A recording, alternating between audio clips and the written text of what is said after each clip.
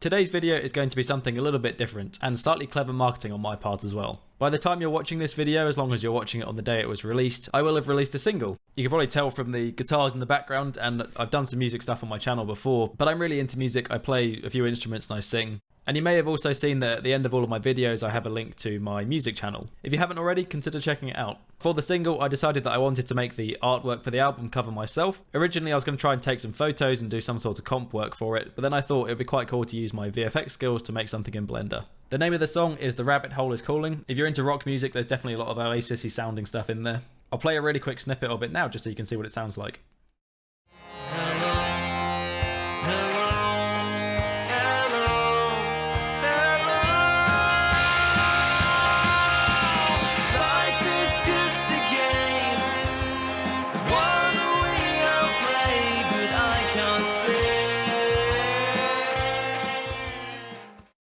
So there we go, but let's get back to the point of the video. How did I make the album cover?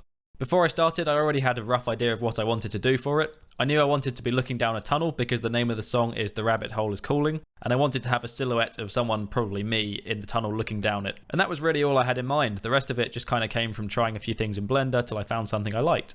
The final effect is actually really straightforward, so I'm just going to remake it step by step and show the whole process. The first thing I made is the tunnel, so I started off by adding a cylinder. Then I stretched it out in the y-axis so it was really long, something like this. Then I deleted the faces on each end. Added a load of subdivisions, so I added a load of loop cuts like this.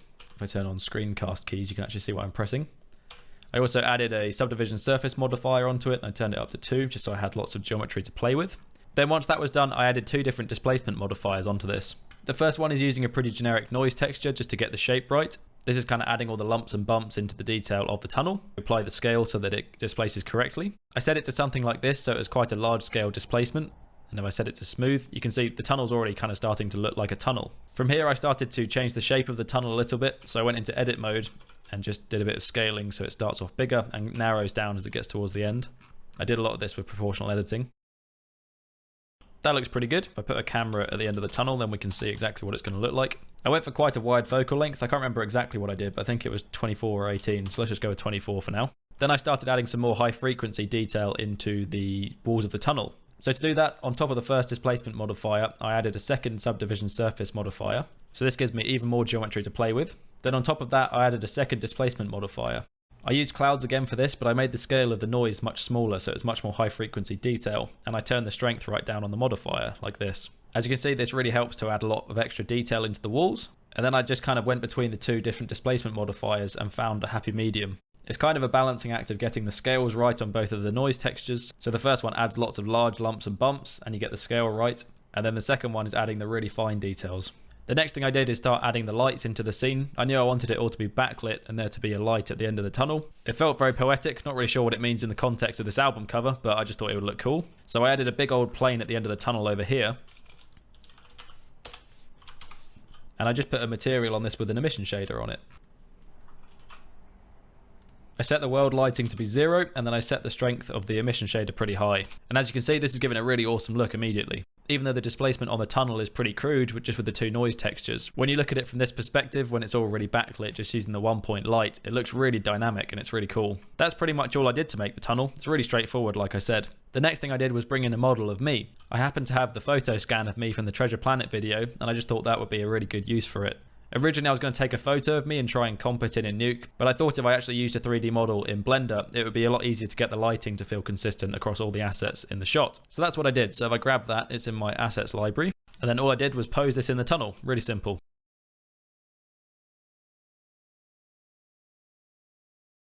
Once I was posed, there was a bit of going back and forth to find the right camera angle. I ended up tweaking the size of the tunnel quite a lot and the shape at the end so that the composition was right and I had enough of the silhouette showing and I could also still see the light at the end of the tunnel. It's really easy to do that because I haven't applied any of the modifiers yet, so the actual mesh still looks like this, so it's really easy to manipulate it in edit mode.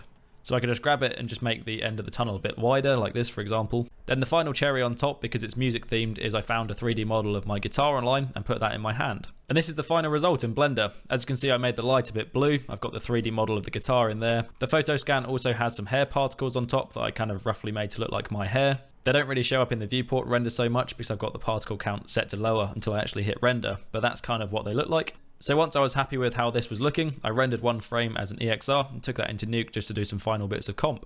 So this is what the Nuke Script looks like. It's really simple. I didn't really do much in terms of changing the look in comp. I just kind of enhanced it with some glows and stuff. So it starts off with the render looking like this.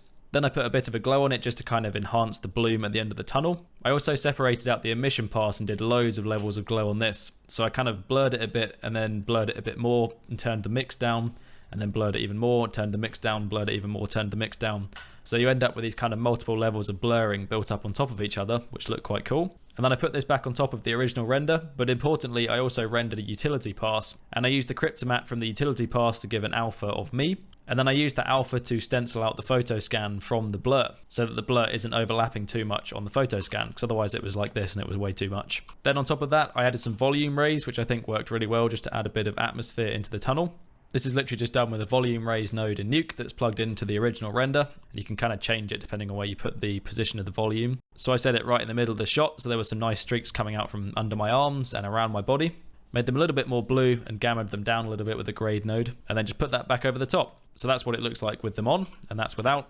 Also in terms of composition, because you have these kind of diagonal lines streaking out from the center of the frame, if you have any background in photography or cinematography, you'll know that having lines in your shot that lead the eye of the person looking at it to whatever you're trying to focus them on is a really good way of crafting the composition. So all the volume rays coming out diagonally from the center kind of draw your eye into the middle of the frame, which is quite cool. Then on top of that, it's just tweaking the colors really. I made it a bit more blue, so I put some more blue into the gamma, and then I added a bit more of a vignette with a color correct node and just a circular rotor shape.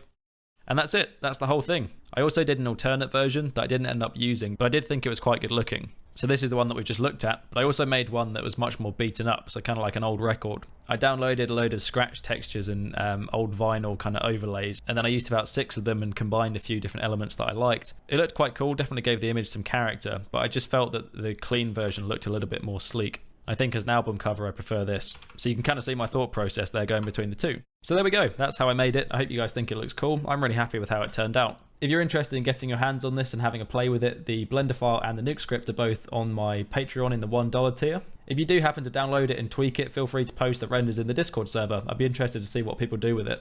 And finally, just to plug the whole point of this video again, the song is called The Rabbit Hole is Calling. It's available on all major streaming platforms, so Spotify, Apple Music, YouTube Music, whatever you use. If you like rock music at all, so stuff like Oasis, then it'll probably be right up your street. So give it a listen and let me know in the comments if you like it. I'd love to see what people think of it. Thank you very much for watching, hope you enjoyed, and I'll see you very soon.